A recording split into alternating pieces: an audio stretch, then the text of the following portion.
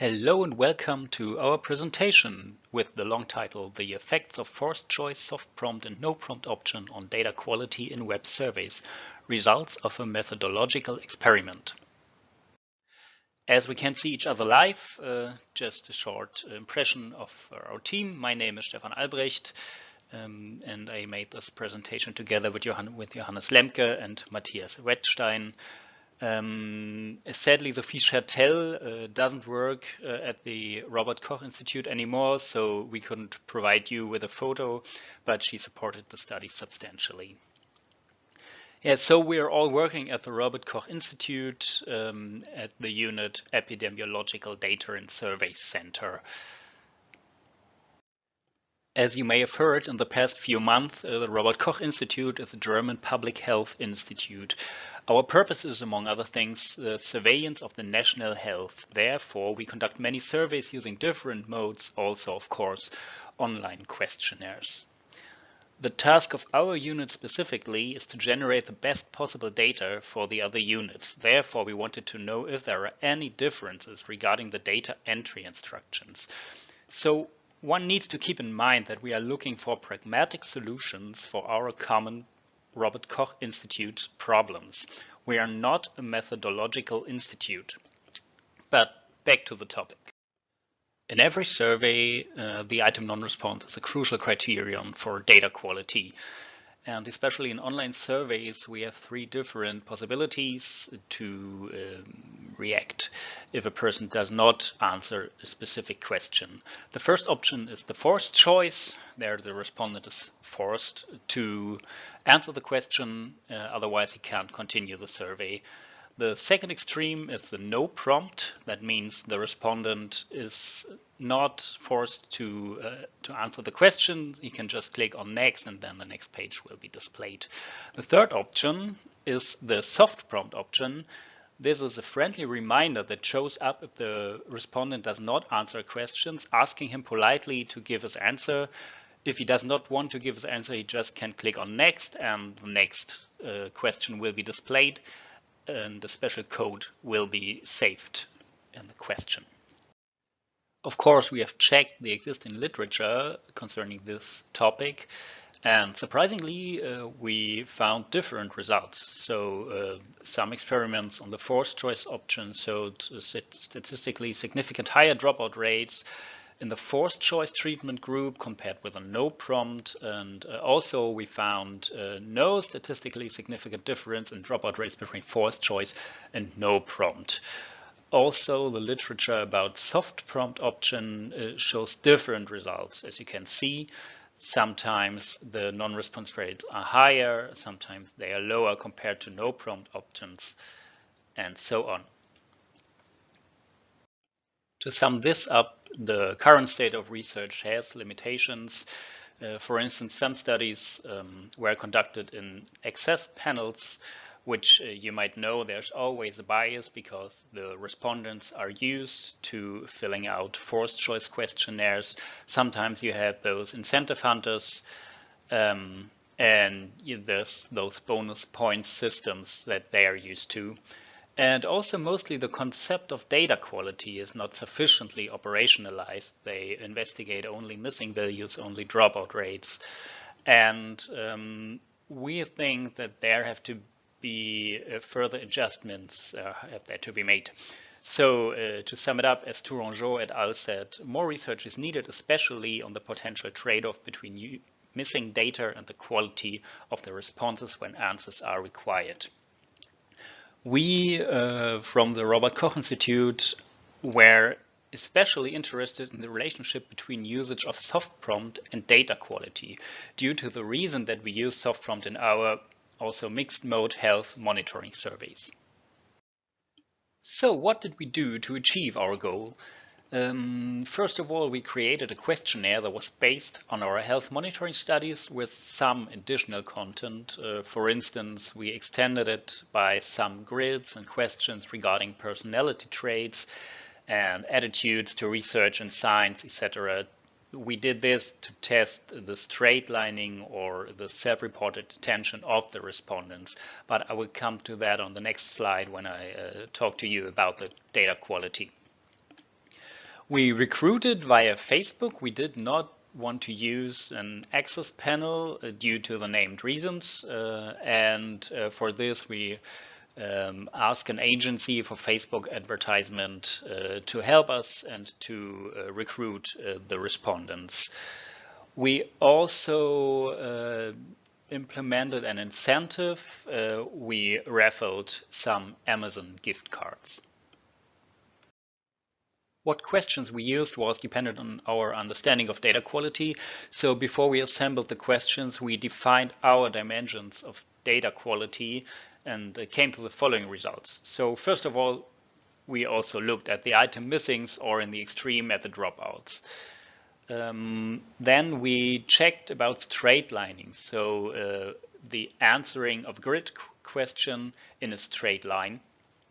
We also considered duration, mostly to identify rushes, because otherwise it's complicated to say something about the data quality by duration time alone. And then we implemented a question regarding self-reported answer quality. We ask how cautiously the respondent thought he or she answered the questionnaire.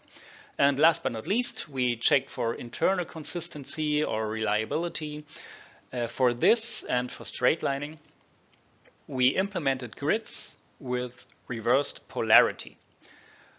Why did we do that? Because especially straightlining does not work in a grid where it is completely legitimate that one answers always with the same answer. As an example, we have grids that are asking about illnesses a person had in its lifetime. And if you're completely healthy, you did not have any illness, so it's completely okay to answer all questions with a no, all questions in a single line. So we used those questions with this reversed polarity.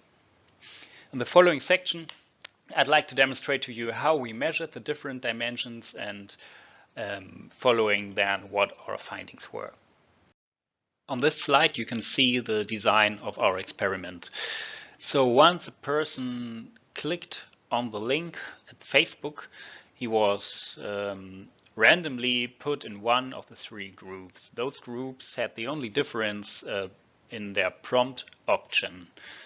Our target sample size was 400 for each group. As you can see, we did achieve this pretty easily within 1.5 months and also within our budget. And on this slide, you already can see the first difference. We surprisingly had the worst completion rate in the soft prompt group, although this is not statistically significant, so it can also be a coincidence. The respondents over the three groups are pretty equally distributed. That means our random number generator worked. And as you can already see here on that slide, that we had a very good completion rate overall, so it will be complicated to make assumptions about the dropouts as there are not many. Coming to the first element of data quality, the missing rate, well, here everything was as we expected. So the most missings we had at no prompt and a little less missings at soft prompt, and of course 0 missings at the forced choice options, so we expected exactly that. Secondly, we had straightlining, and we measured that with the scale point variation method from Linville. It can take values between 0 and close to 1, whereas 0 means no variation in answers, so it's hard straightlining, same answer to every item. A little addition, patterns can't be identified with this method. So if a respondent went from top left to bottom right in the grid, we can't identify this with this method. And you can see here the 4 grids we display to the respondents. We ask about personality traits, social desirability, reasons to start the survey, and attitudes towards research and science. A short how to read on these COEF plots. As an example, let's take the social desirability grid.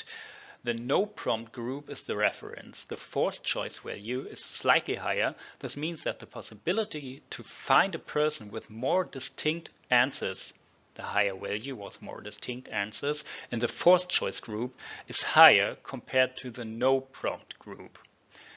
As you can see overall, there are almost no grids that indicate a statistically significant difference between the groups concerning the answer behavior. The only grid that had such a difference was, as I just described, the grid about personality traits. Here the results indicate that the forced choice group surprisingly tended to give differentiated answers. This is interesting, although the difference is not very huge. Let's have a very fast look on the completion time. Well, the survey was rather short. The mean duration was slightly lower than 9 minutes, and there were no differences. Let's have a look at the results of the self-reported answer quality. One of the very few variables where we could find statistically significant differences. Interestingly, the questions about how attentive the respondent was, we found small yet statistically significant differences, indicating the lowest attention in the forced choice group and the highest in the soft prompt group. Yet different, the means are pretty close to each other. The last element of our data quality operationalization is the internal consistency. Therefore, we used Cronbach's alpha, and that indicates how the different items of a grid relate to each other. Can take values between 0 and 1, and yet 0 is a very bad interrelation between the items. 1 is the perfect or for instance, identical relation. So the displayed values indicate a semi-good consistency within the scales, but the level of inconsistency is pretty equal between the groups, so there's no statistically significant difference. Here you can see our conclusions. Overall, we found little to no evidence on the impact of prompt options on data quality. The soft prompt group had fewer missings, but a higher break-off rate. Again, the least was not statistically significant.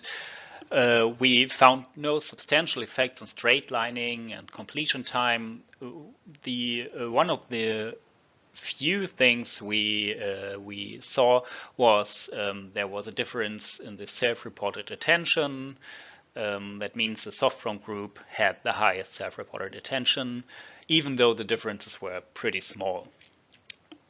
Overall, we decided to use soft prompt as the way to go in our upcoming studies. This is, amongst other reasons, because forced choice is, for instance, contradictory to the voluntariness that is claimed by the data privacy.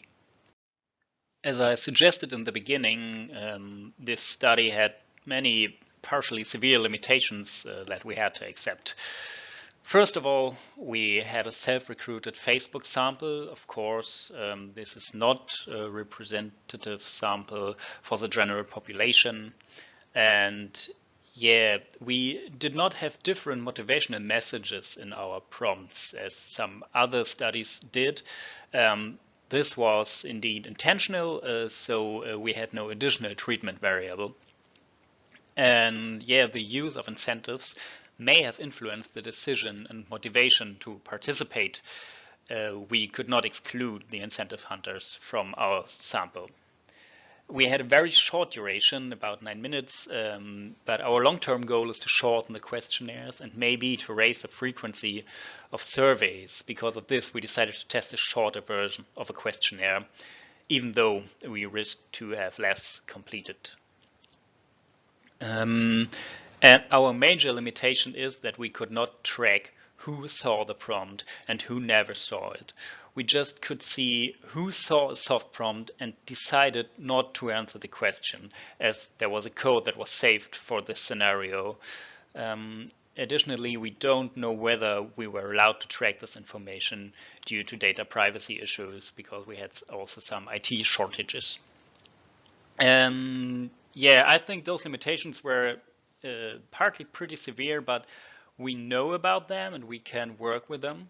And overall, it was very interesting to see that the effects of the prompt are not very huge, but to be conform with the data privacy and because we don't want to produce too many missing values, we decided to use soft prompt. So in this time, that was our topic, and thank you very much for your attention.